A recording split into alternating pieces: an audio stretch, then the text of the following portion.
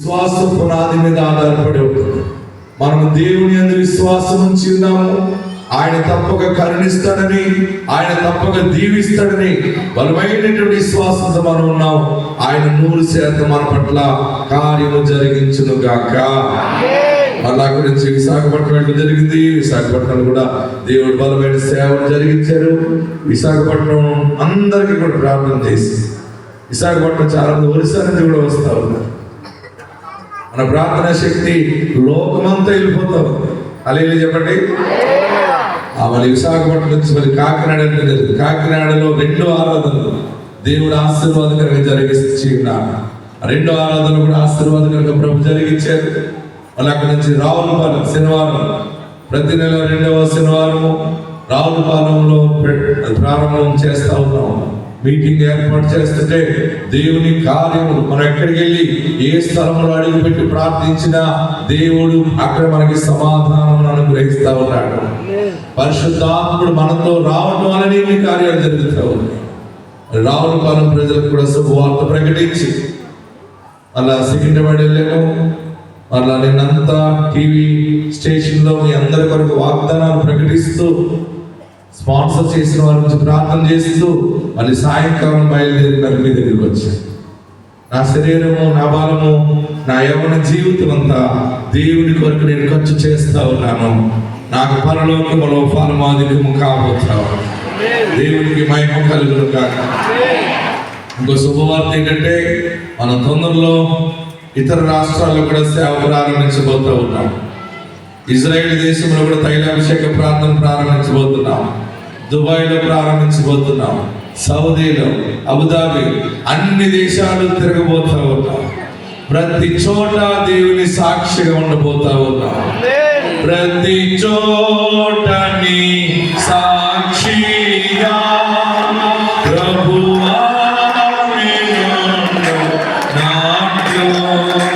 ప్రతి చోట నీ సాక్షిగా ప్రభువా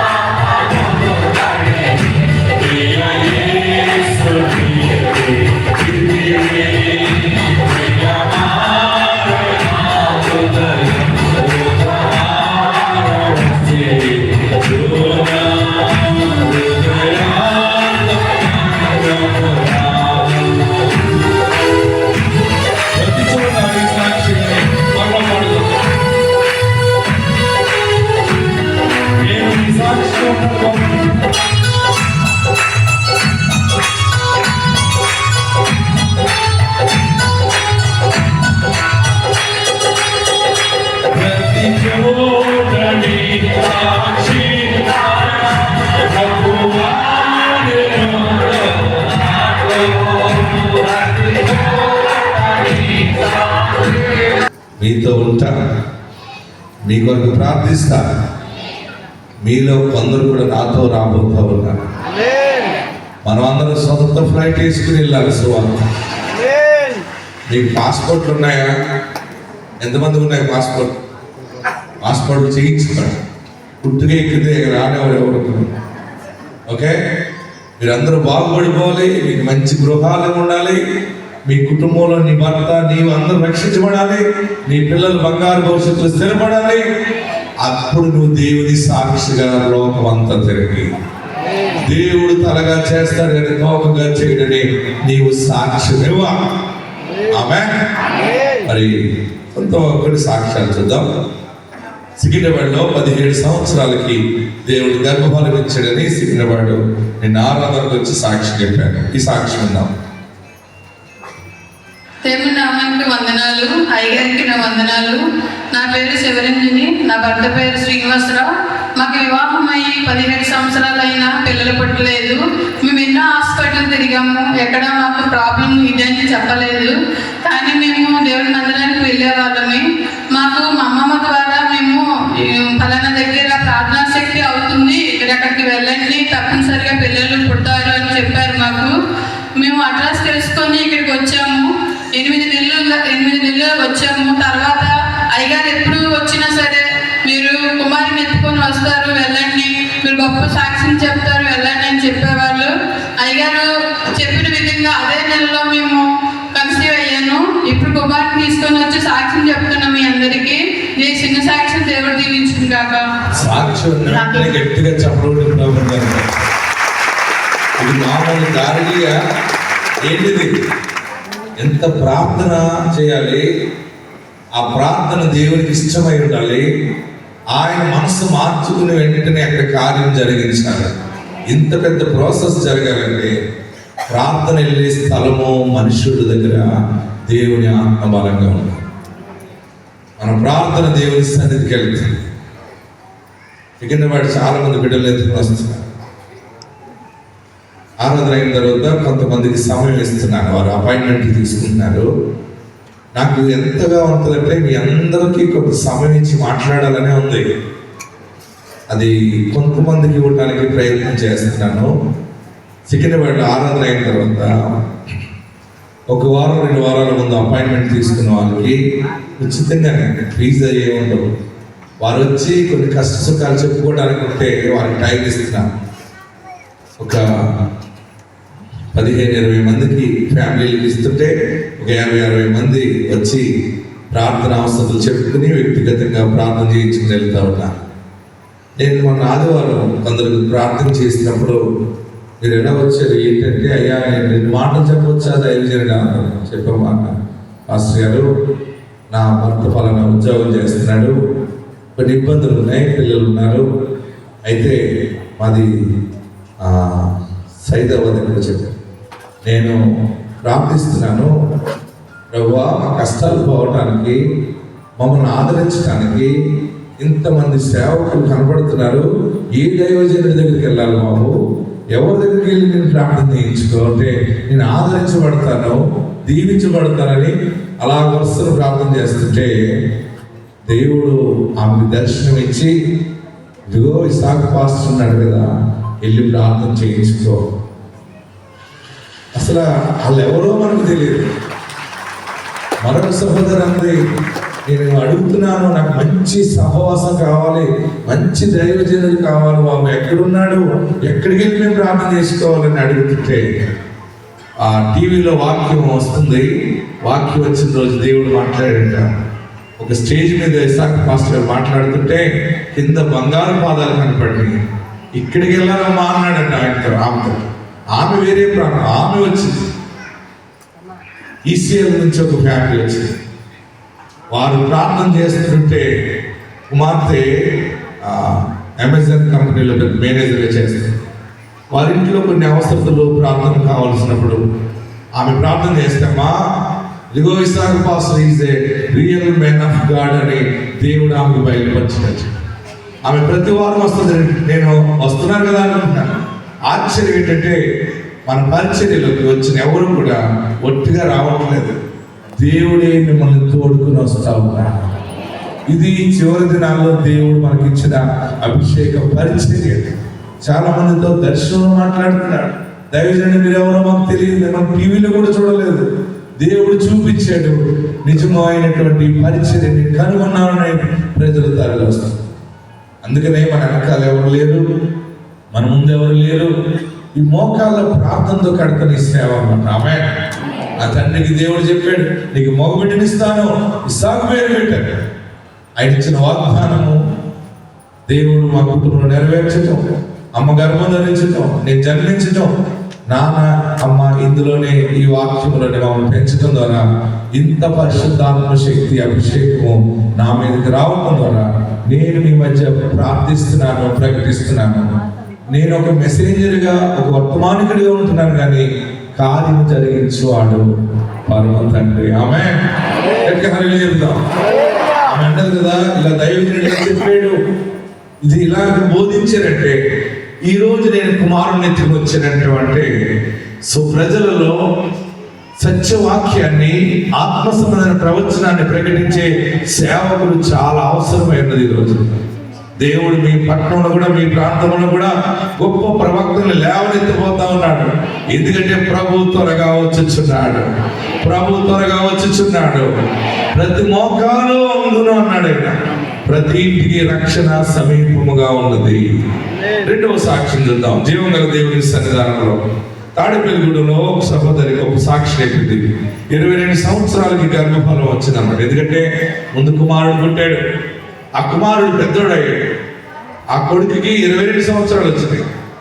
పెద్దోడు అయిన తర్వాత పెళ్లి సంబంధాలు వచ్చినాయి. పెళ్లి చేసిన తర్వాత ఆ సంవత్సరానికి, ఆ పెళ్ళైన సంవత్సరం భార్య గర్భం ధరించి కొడుకుని కన్నది. మళ్ళీ ఈమెకి మనవడు కూడా పుట్టాడు అన్నమాట. అయితే ఆ కుటుంబంలో ఏం జరిగిందంటే, కొడుకుకి పెళ్లి చేశాడు కదా అనుకుంది, కొడుకు బిడ్డ పుట్టాడు కదా అనుకుంది, పెళ్లి చేసేను బాగున్నారనుకుంది. ఆ కుమారుడికి రోడ్ యాక్సిడెంట్లో ఆ మనుషుడు చనిపోవాల్సి వచ్చింది. మనుషుడు చనిపోయాడు. చంటి బిడ్డ పుట్టాడు, తండ్రి చనిపోయాడు. ఈ కన్న తల్లికి ఎంత బాధ ఉంటుంది. ఆ చుట్టుపక్కల ఉన్న వాళ్ళందరూ చాలా శోధించారు, వేధిస్తున్నారు. ఒకగానొకడు పుట్టాడు, ఆడున్నాడని కూడా ఆడు లేడు, నీవు పిల్లలు లేదాను, నీవు అలాగే ఎన్నో మాటలు మాట్లాడి బాధ పెడితే నేనేం చేయను, నేను పాపం చేసేదా, మళ్ళీ నాకు ఇప్పుడు పిల్లలు పుడతారా? 22 సంవత్సరాలు వచ్చింది, మనవాళ్ళని చూస్తుంది, కానీ ఆమెకి సంతోషం లేదు. అందరూ చుట్టుపక్కల వాళ్ళందరూ రకరకాలుగా మానసికంగా కృంగదీస్తూ ఉంటే అప్పుడు ఆమెకి ఒకరు చెప్పారు, అమ్మా 22 సంవత్సరాలని ఏడవకు, దైవజనుడు వాగ్దానం పుట్టిన ద్వారా పుట్టిన దైవజనుడు ఒకడు ఉన్నాడు, ఆయన ప్రార్థిస్తున్నాడు. 23 సంవత్సరాలు కూడా గర్భఫలం వచ్చిన సాక్ష్యాలు ఉన్నాయి. 24 ఉంది, 25 సంవత్సరాలకి, 26 సంవత్సరాలు పుట్టిన పిల్లలు ఉన్నారు. దేవుడు నీకు కూడా ఇస్తాడు, నువ్వు ప్రార్థన శక్తికి రా అని పిలిస్తే వారు భార్య భర్తలు సిద్ధపడి వచ్చారు. ఏం కావాలన్నారు? అయ్యా నాకు కొడుకు పుట్టాడు, 22 సంవత్సరాల వయసులో పెళ్లి చేశాను, మళ్ళీ ఆడు కొడుకు పుట్టాడు, కానీ నా కొడుకు యాక్సిడెంట్లో చనిపోయాడు, అవమానం తట్టుకోలేకపోతున్నాను, నేను మళ్ళీ గర్భం ధరిస్తానా, నాకు మళ్ళీ మగపిల్లడు పుడతాడా అని. మన దగ్గర ఏముందంటే దేవుడు ఇచ్చిన కృపావరం మన దగ్గర ఉంది, దేవుడు మనకి ఇచ్చిన అభిషేకం ఉంది. నేను అన్న ఏడవకమ్మా, నేను ప్రతిష్ఠ చేస్తాను, నేను ప్రార్థిస్తాను, నా ప్రార్థన దేవుడు గౌరవిస్తాడు. తైలం తీసుకుని ఆమె శిరస్సుని హస్తనిక్షేపం చేసి యేసునామములో గర్భం ధరించు అని చెప్పి దీవెన ప్రకటించడం జరిగింది. ప్రార్థన చేసిన 2 నెలలకు ఆమె గర్భం ధరించి 22 సంవత్సరాలు గర్భం ధరించి మళ్ళీ గర్భవతిగా వచ్చింది. దైవజనుడా నువ్వు ప్రార్థించావు, దీవెన ప్రకటించావు, నేను గర్భం ధరించాను, ఇప్పుడు మగపిల్లడు పుడతాడు కదండి. 100% మగపిల్లడు పుడతాడు. మన యేసు నామం ఎలాంటిదంటే కోల్పోయినవన్నీ అడిగితే మళ్ళీ తిరిగి ఇచ్చేస్తాం. మొన్న 9 నెలలు కంప్లీట్ అయింది, మగపిల్లడు పుట్టాడు. ఆ మగపిల్లడు ఎత్తుకుని తాడిపిల్లడు వచ్చి ఆమె సాక్షి చెప్పింది. ఇదేమన్నా కడుపు నొప్పి దగ్గర సాక్ష్యమా, గొంతు నొప్పి దగ్గర సాక్ష్యమా? ఇలాంటి సాక్ష్యాలు అలాంటివి కాదు. ఇది పరలోకం నుండి దిగి వచ్చి దేవుడు చేస్తున్న గొప్ప కార్యములు ఈ సాక్ష్యం.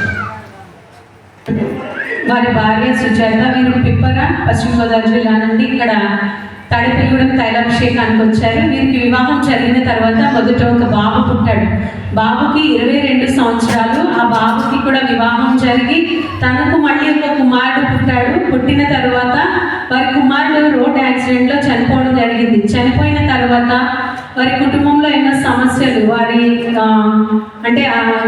కుమారుడు అత్తగారి వైపు నుంచి ఇంట్లో అంతా సమస్యగా ఉండి వారి అత్తగారిని నిందిస్తున్నప్పుడు నీవు గొడ్డిపోద్దానివి, నీకు పిల్లలు ఉండరు, ఉన్న ఒకడు చనిపోయాడని అందరూ నిందిస్తుంటే వారి బావగారు ఇక్కడ తైలాభిషేకం గురించి చెప్పారు. దైవజనులు ప్రార్థన చేసినప్పుడు 23 సంవత్సరాలకి కూడా గర్భఫలం పొందుకున్న వారు ఉన్నారని వారు చెప్పినప్పుడు ఇక్కడ తాడేపల్లిగూడెం తైలాభిషేకానికి మీరు వచ్చారు. వచ్చిన 2 నెలలకే దేవుడు తనకి గర్భాన్ని ఇచ్చారు. తర్వాత చక్కటి ఆరోగ్యమైన కుమారుడు పుట్టాడని వారి సాక్ష్యం చెప్తున్నారు. వివాహం జరిగిన తర్వాత కుమారుడు పుట్టాడు, 22 సంవత్సరాలు. ఆ కుమారుడికి వివాహం జరిగింది, తనకు మళ్ళీ బిడ్డ పుట్టాడు. చనిపోవడంతో మీరు బాధపడుతుండే ఇక్కడ తైలాభిషేకానికి వచ్చినప్పుడు దేవుడు మళ్ళీ వారి పట్ల కార్యం చేసి కుమారుని ఇచ్చారని వారి సాక్ష్యం చెప్తున్నారు. దేవునికి మహిమ కలుగును గాక. మరొక సాక్ష్యం చూడండి. 16 సంవత్సరాలు అయింది నుంచి రవలదు అమ్మాయి. తల్లిదండ్రులకి ఎంత బాధ ఉంటుంది. అమ్మాయి ఇంకా పెద్దది కాలేదు, మెచ్యూర్ అవ్వలేదు, ఫంక్షన్ అవ్వలేదు, ఇలాగా అని చాలా వేదనగా ఉన్నప్పుడు వారు ప్రార్థనా శక్తికి వెళ్తే అనుకున్నవన్నీ జరుగుతాయని చెప్పారు. వారు ఏం చేశారు? మన ప్రార్థనా శక్తికి వచ్చింది. ఏంటమ్మా మెచ్యూర్ అవ్వలేదయా బిడ్డ, ఇలా ఉంటే లైఫ్ లేదు కదా, జీవితం అంతా పాడైపోయినట్టు అయిపోయింది అని ఎక్కెక్కబడి ఏడిస్తే తైలం తీసుకుని ఏసునామములో ఈ బిడ్డ ఫలింపులోకి వచ్చును గాక, ఆత్మాభిషేకం బిడ్డను తాకును గాక అని దీవును ప్రకటిస్తే అద్భుతమైన ఆత్మ మెచ్యూర్ అయింది. చూడండి వారు ఎలాగొచ్చి సాక్షి చెప్పారు. ఈ సాక్షి మీద లక్ష్మి రావణపాలెం నుండి ఇక్కడ పాల్గొని తైలాభిషేకానికి వచ్చారు. వీరి కుమార్తెకు 16 సంవత్సరాలు వచ్చినా కూడా తను మెచ్యూర్ అవ్వడం లేదని దైవజనులు వారు తీసుకొని వచ్చి ప్రార్థన చేయించారు. ఆ కుమార్తె విషయమే దైవజనులు ప్రార్థన చేసిన తర్వాత దేవుడు ఆ బిడ్డ జీవితంలో కార్యం చేశారు. ఇక్కడి నుంచి వెళ్ళిన 2 వారాలకి తర్వాత తను మెచ్యూర్ అయిందని వారు సాక్ష్యం చెప్తున్నారు. ఈ సాక్ష్యం దేవునికి తర్వాత ఇంకొక రకమైన సాక్ష్యం. 2 ఆడపిల్లలు ఉన్నారు. మగబిడ్డ కావాలని వాళ్ళు విశ్వాసంతో వచ్చారు. నేను అడిగాను, ఏం కావాలంటే మగబిడ్డ కావాలంటే. మగవాడికి చాలా డిమాండ్ ఉంది అనుకుంటాం, కానీ అది పుట్టి వరకు డిమాండ్, పెరిగేక డిమాండ్ లేదు. ఇప్పుడు మగవాళ్ళ పిల్లలు ఎవరికి సంబంధాలు ఎక్కట్లేదు. ఎక్కడ చూసినా ఆడపిల్లలు దొరకట్లేదు, మగ పిల్లలే.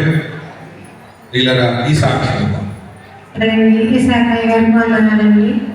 మాది రాయగారండి. రాయలు ఎలా అవుతుంది తప్పకుండా ఎంత కంపల్సరీ కొడతారని చెప్పారండి.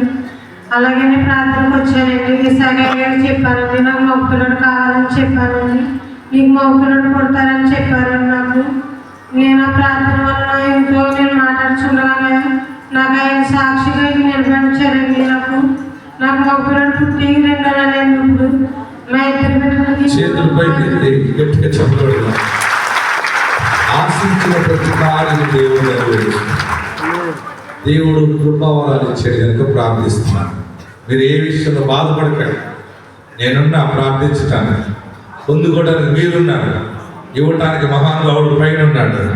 మీరు ఏ భయం చేత కృంగిపోకండి, మీరు బహు ధైర్యంగా ఉండండి. ఆత్మ మీకు తోడైండును కాక. వాక్య భాగంలోకి వెళ్దాం. జీవన దేవుని వాక్యాన్ని మనం ధ్యానం చేసుకుందాం. ప్రతి చోటని సాక్షిగా ప్రభువా నిన్ను నాట్లో ప్రతి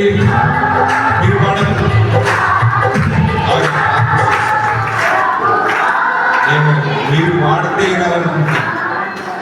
మీరు పాడింది నాకు వినపడితే పైకి వెళ్తుంది. ఓకేనా? రెడీగా ఉన్నారా? రెడీగా ఉండి చెప్పలేదు, ఇలాగని చెప్పండి. అది నేను 3 అంగుళాలు పాడాలి. 1 2 3 ప్రతి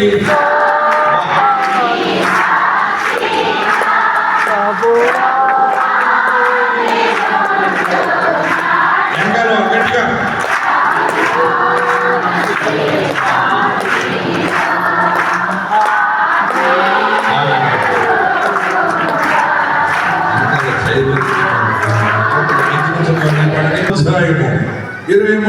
చదివి సహాయం చేయండి.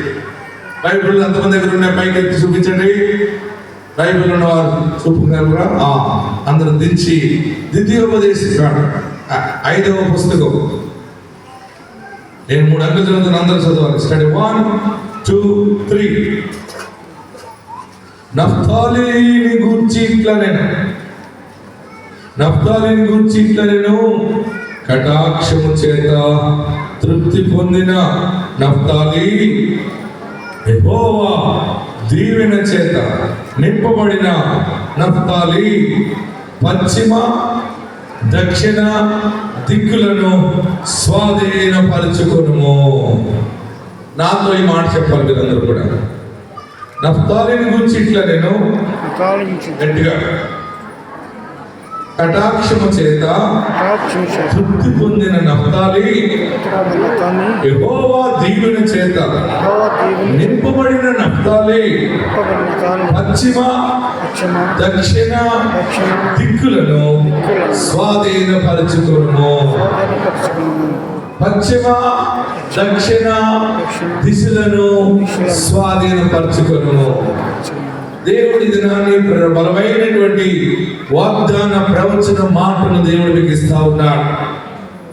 పశ్చిమ ఏ దిశగా ఉంది? 4 దిశలు ఉంటాయి కదా. తూర్పు, పడమర, ఉత్తరం, దక్షిణం. మీరు కూర్చున్న చోట నుండి పశ్చిమ ఏ దిశగా ఉంది?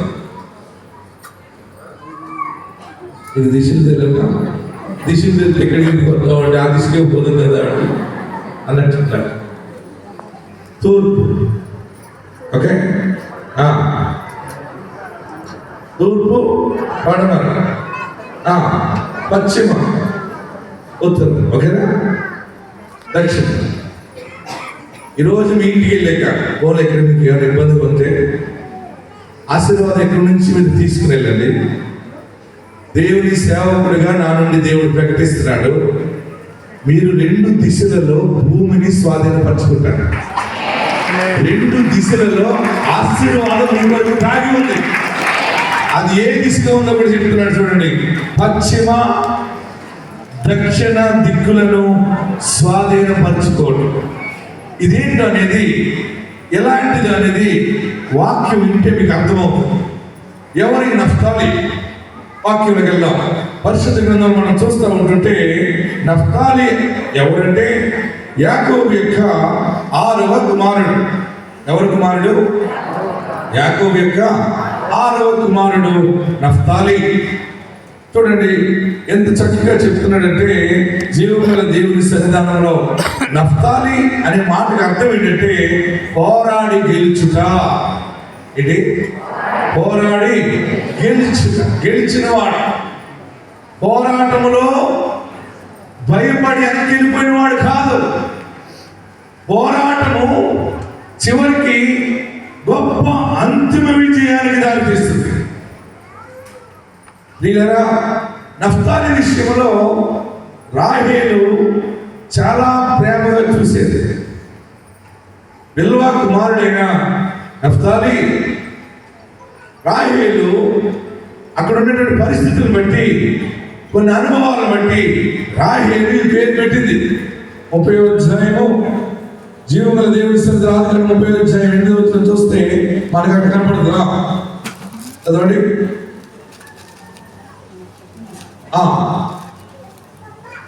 రాహేలు కృప విషయమే.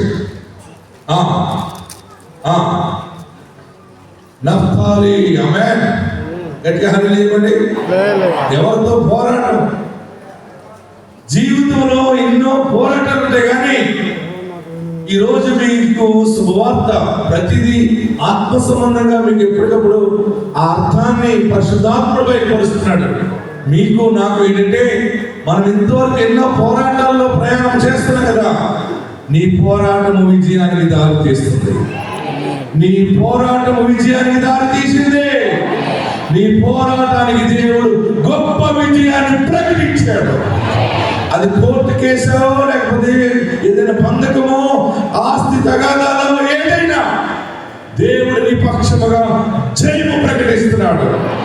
దేవుడి వాగ్దానం నాకు ఇచ్చాడని నమ్మిన వారందరూ కూడా ఆమేన్ ఆమేన్ అని వాక్యంతో గట్టిగా చప్పట్లు. 1 2 3 4 5 6 7 పోరాడి గెలిచిన అనుభవము మీ శిరస్సు మీద కిరీటముగా ఉండును గాక. మీరు అనుకున్న కార్యం జరుగుతుంది. నఫ్తాలి అనే అంశం ద్వారా దేవుడు మనతో మాట్లాడుతున్నాడు. ఈ నఫ్తాలి అనే మాటకు అర్థం ఏంటంటే పోరాడి గెలిచిన వాడు. అందులో నుండి కృపావాక్యము ఈ చివరి దినంలో దేవుడు మనకి ఇచ్చే గొప్ప మాట ఏంటంటే మనందరికీ శుభవార్త, పోరాటములో విజయము దాగి ఉన్నది. చాలా మంది పోరాడి అలసిపోయి మన వల్ల కాదులే, మనకి విజయం రాదులే, మనం నెగ్గలేములే, మనం ఓటమి పాలైపోతాం, ఎందుకని తగ్గిపోతారు. కానీ నీ పోరాటం చివరి దశకు వచ్చింది. విజయము నీ ఇంట్లో జరగబోతావు, గర్భఫలము జరగబోతావు, ఇల్లు కట్టి సాక్షిగా ఉంటావు, అప్పులన్నీ తీర్చి తలగానే నిలబడతావు, రోగము నుండి బాగుపడి ఆరోగ్యవంతుడి సాక్షిగా నిలబడి మరలా తిరిగి పాలన చేస్తావు, మరలా ప్రభుత్వం చేస్తావు. దేవుడి పక్షముగా ఉన్నాడు.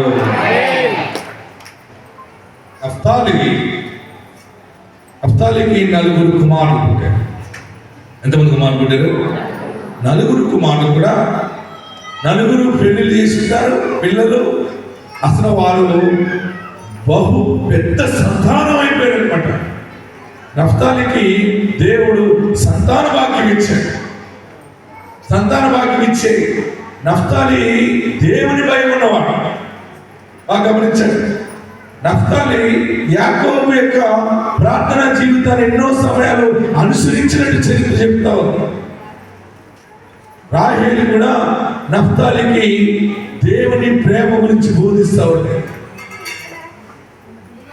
అయితే ఈ నఫ్తాలికి పెద్దవాడయ్యాడు, పెళ్ళయింది, 4 కుమారులు పుట్టారు. 4 కుమారులు కూడా 4 కుటుంబాలు పెద్దగా అయిపోయాయి. అయితే వారి జీవితం అంతా కూడా చాలా ప్రారంభము అరణ్య సంచారముగా మారిపోయింది. ఎలా మారింది? అరణ్య సంచారం. అరణ్యములో ఎక్కడికైనా వెళ్దామంటే, ఎందుకంటే దేవుని కృప ఆశీర్వాదం వచ్చే ముందు బలమైన కీడు కూడా మనం వెంబడిస్తుంది. ఎక్కడ కీడు ఉంటుందో, ఎక్కడ శ్రమ ఉంటుందో అక్కడే దేవుని ఆశీర్వాదము బలముగా దిగి వస్తుంది. మనం ఏడుస్తున్నాం కదా, మనకు అన్యాయం జరిగిందని బాధపడతాం కదా, దాని వెనుక దేవుడు గొప్ప మేలు దాచిపెట్టాడు. కీడు చాటు మేలు దాగి ఉంది. భయపడకండి. నఫ్తాలి సంతానము 4 కుమారులు, మళ్ళీ వారి పిల్లలు. అయితే వారు ఎక్కడైనా ఒక భూభాగాన్ని స్వాధీనపరచుకుందామంటే మంచి భూభాగాలన్నీ అందరూ తీసుకున్నారు. కానీ ఈ యొక్క నఫ్తాలి గోత్రానికి సంబంధించి భూభాగము రావడానికి చాలా సమయం పట్టింది. వారు అరణ్యములోనే సంచారకులుగా ఉన్నారు, అరణ్యంలో సంచరిస్తున్నారు. ఎక్కడ మంచి భూభాగం దొరుకుతుంది? మానవుడు ఎక్కడ జీవిస్తాడు చెప్పండి? మనం ఎక్కడ ఉండగలం? మీరు ఈ పట్టణంలో ఈ చుట్టుపక్కల ఎందుకుంటున్నారు? నీరు ఎక్కడ ఉంటుందో అక్కడ మానవుడు ఉంటాడు. నీరు, అలాగనే పవరు, కరెంటు, నీరు, కరెంటు ఉండి, నీరుండి అన్నీ ఉంటే భూమి పంట పండటానికి, దానిని సాగు చేసుకోవడానికి. నేను ఐగుప్తుకి వెళ్ళాను. ఈజిప్ట్ దేశాన్ని 2 మార్లు నేను దర్శించాను. చాలా ఫ్లైట్ దిగిన చోట అలెగ్జాండ్రియా ప్రాంతంలో ఫ్లైట్ ల్యాండ్ అయింది. ల్యాండ్ అయినప్పుడు కూడా చెప్తున్నాడు, లక్కగా ల్యాండ్ అయింది అన్నాడు. అంటే అది ఇసుక ప్రాంతం అన్నాడు. అంతా అరణ్యం, అంతా ఒక ఎడారిలాగా. సడన్ గా సుడిగాలి తుఫాను కింద వచ్చి ఇసుకంతా వచ్చి ఆ రన్వే మీదకి వచ్చేస్తుంది. నేను చాలా టెన్షన్ పడ్డాను. గాలి వాతావరణం బట్టి మన విమానం మంచిగానే ల్యాండ్ అయింది అన్నాడు. దిగిన తర్వాత ప్రయాణం చేస్తూ ఉంటే ఇసుకలోనే ప్రయాణం. అబ్బా ఏంటి ఇసుక అనుకున్నాను. నేను ఆ ప్రాంతాన్ని దర్శించినప్పుడు ఆ ప్రాంతము పూర్వము గొప్ప వైభవంతో ఎందుకు ఎదిగిందంటే ఆ ఐగుప్తు దేశం మధ్య నుండి నైలు నది వెళ్ళింది అనమాట. పెద్ద కాలువ, గోదావరి నది వెళ్ళింది. ఆ నది నీరు ద్వారా ఐగుప్తులో ధాన్యం పండుతూ ఉంటాయి. అక్కడ బంగాళదుంపలు, టమాటాలు చూడండి. మన కరువు వచ్చినప్పుడు సడన్ గా ఉల్లిపాయ దొరకకపోతే ఏమైంది? ఉల్లిపాయలు ఎక్కడ తెప్పించారు మన ముఖ్యమంత్రి గారు? చెప్పాలి. గవర్నమెంట్ ఐగుప్తు నుంచి ఓడల మీద వచ్చేసింది మనకు ఉల్లిపాయలు. నీరున్న చోట పంటలు పండుతాయి. అలాగనే ఈ నఫ్తాలి కుటుంబము అన్ని రకాలుగా బాగున్నా కానీ మాకు ఉండటానికి స్థలం లేదు, మాకు భూమి లేదు, మేమే దిక్కులేనిలాగా అయిపోయామో అని అనుకున్నప్పుడు దేవుడు వాటిని జ్ఞాపకం చేసుకున్నాడు. నఫ్తాలి గోత్రాన్ని దేవుడు జ్ఞాపకం చేసుకున్నాడు. అద్భుతం ఏంటంటే నఫ్తాలికి ఇస్తున్న వాగ్దానం ఉంది. దేవుడు చేసిన కనబడుతుంది. ఏమంటున్నాడు? దేవుని కటాక్షము చేత తృప్తి పొందిన నఫ్తాలి, అందరూ చెప్పాలి, యెహోవా దీవెన చేత నింపబడిన నఫ్తాలి. చూడండి, స్వాధీనపరుచుకునే ముందు, భూమి కలిగే ముందు, ఐశ్వర్యం వచ్చే ముందు దేవుడు ఏం చేస్తాడంటే కటాక్షము చూపుతాడు.